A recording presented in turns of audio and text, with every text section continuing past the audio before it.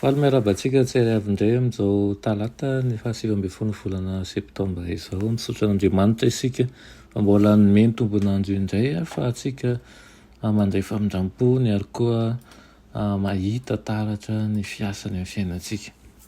Nidirantsika ny amin'ny mofonainana io dia efa afaka isika. Tomb'Andriamanitra eo velom-pisaorana anao izay mbola nomenao tombonandro, tombo-potoana indray ahafahana mandika teninao. Dia mangataka aminao izay mba nilotsainanay mandrakariva ianao ary hitarika anay amin'ny lalana tsara. Aminaran'i Jesosy, amen. Lohateny mofinainantsika androany dia manao hoe ilay ohatra lehibe. Ilay ohatra lehibe. Nalaina ny Efesiana 5:5, ny voalohany sy ny 2 toy izao aminaran'ny Tompo.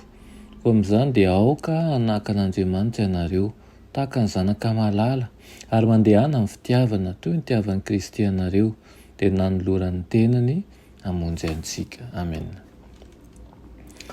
Mety ilaza ianao fa voafitaka ary nanome ny fanananao an'ny olona tsy mendrika akory ny fiantrahanao.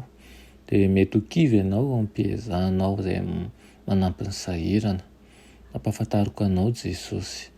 Tonga hamonjy ny olombelona, lavo izy hitondra famonjena ho an'ny firenena nefa tsy nanaiky azy ireo.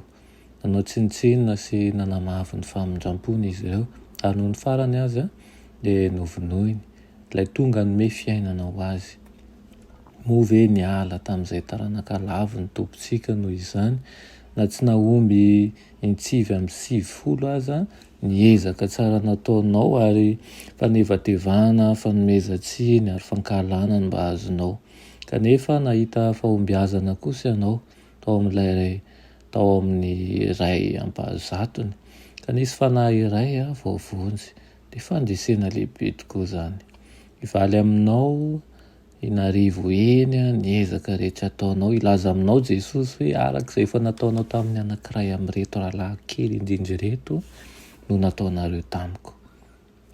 Moa tsy tokony hanaraka am-pifaliana ny oam-piainana nasehon'ilay Tompo-Andriamantsika ve isika? Rehefa nangatahany ametraka ny zanak' Zebedio lahy teo amin'ny ankaviany sy teo amin'ny ankavanany any amin'ny fanjakany Jesosy dia izao no navalany. Tsy fantatrareo izay angatahanareo izy ianareo va nisotro amin'ny kapoaka izay efa hisotroako?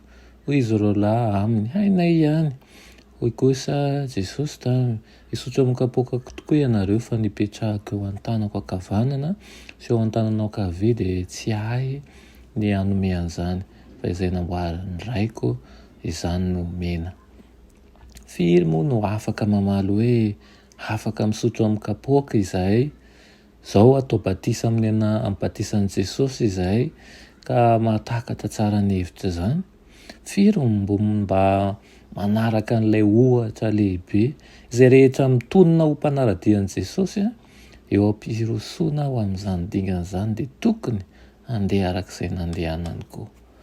Dia mitaona antsika ny ten'Andriamanitra anio mba hanam-pitiavana, hanana fanoloran-tena ary ihany koa havita hifahatra tokoa any amin'ny zavatra rehetra. Mety mahatsiaro ianao mahita fa ohatra ny tsy misy vokany ny ezaka rehetra atao.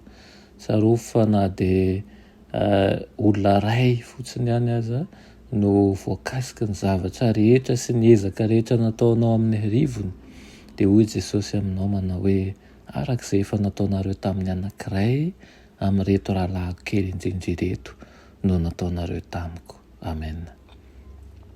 Rainay masina tsara eny an-danitra mbola misaotra anao izay ny amin'izany teninao izany amin'ity maraina ity.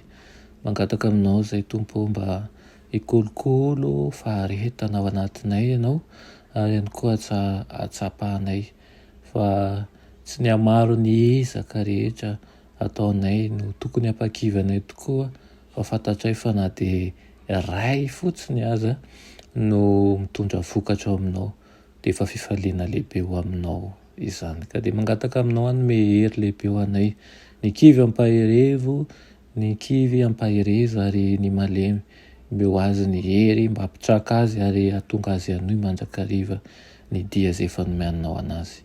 Aminaran'i Jesosy, amen.